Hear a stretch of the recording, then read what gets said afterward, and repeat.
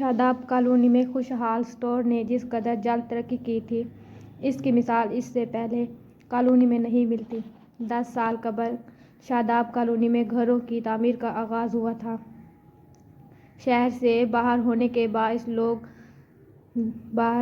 باعث لوگ یہاں گھر تعمیر کرتے ہوئے ڈرتے تھے۔ جیسے جیسے گھر تعمیر ہوتے گئے، اشیاء خورد و نوش کی دکانیں کھلتی چلی گئیں۔ مارکیٹ کے ساتھ برگر اور شاورما کی دکانیں بھی بن گئیں۔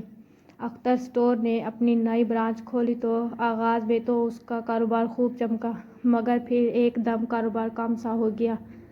اختر اسٹور کے مالک نے طرح طرح کی اسکیموں کو متعارف کروا کر گاہکوں کو متوجہ کرنے کی کوشش کی، مگر بے سود۔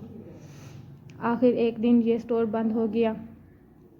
وہ تو ہر بلاک میں چھوٹا موٹا اسٹور تھا، مگر گاہک صرف خوشحال اسٹور ہی سے خریداری کر کے مطمئن ہوتے تھے۔ اسٹور پر ہر وقت گاہکوں کا رش دکھائی دیتا تھا۔ ابتدا میں تو اسٹور کے مالک نے صرف 2 ملازم رکھے ہوئے تھے، مگر جب کام بڑھا تو ملازمین کی تعداد 6 ہو گئی۔ سارے ملازمین ہر وقت مصروف رہتے تھے۔ ایک دن اسٹور کے مالک احمد کاؤنٹر پر بیٹھے ہوئے تھے۔ ایک آدمی آیا۔ جی فرمائیے، کیا چاہیے؟ احمد نے پوچھا۔ میرا بیٹا آپ سے یہ صابن لے کر گیا تھا۔ یہ صابن 2 نمبر ہے، گاہک نے سخت لہجے میں کہا۔ 2 نمبر صابن؟ احمد نے دہرایا۔ جی 2 نمبر صابن۔ میں سوچ بھی نہیں سکتا تھا کہ آپ ایسی حرکت کریں گے۔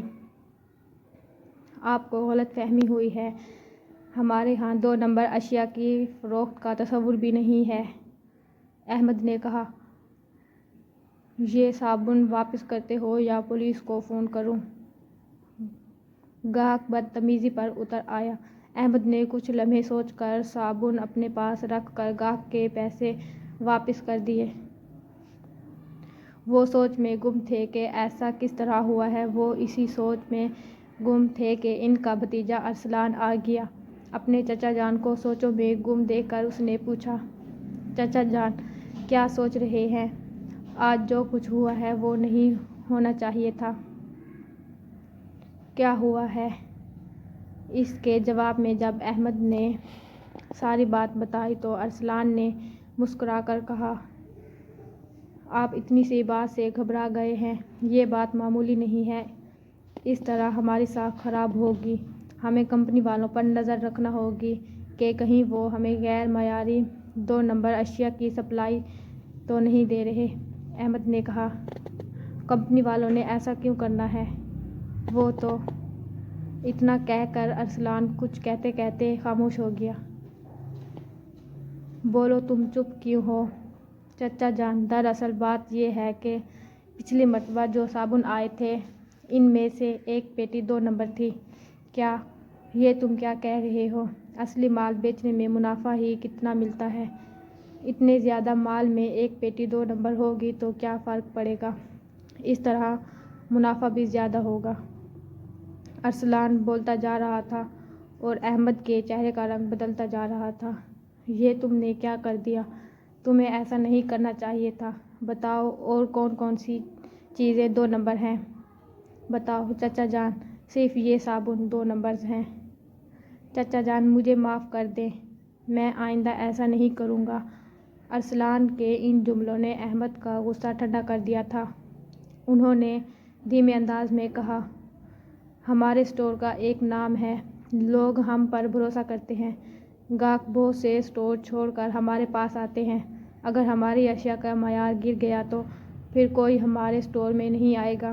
تم نے ایسا پہلی بار کیا ہے، اس لیے تمہیں معاف کرتا ہوں۔ اگر آئندہ ایسی حرکت کی تو کان سے پکڑ کر اسٹور سے باہر نکال دوں گا۔ میری توبہ، میرے باپ کی بھی توبہ جو آئندہ ایسا کروں۔ ارسلان نے اپنے کان پکڑتے ہوئے کہا، آس پاس کے سبھی اسٹور والے اس ٹوہ میں رہتے تھے کہ یہ معلوم کیا جائے کہ خوشحال اسٹور کی کامیابی کا راز کیا ہے۔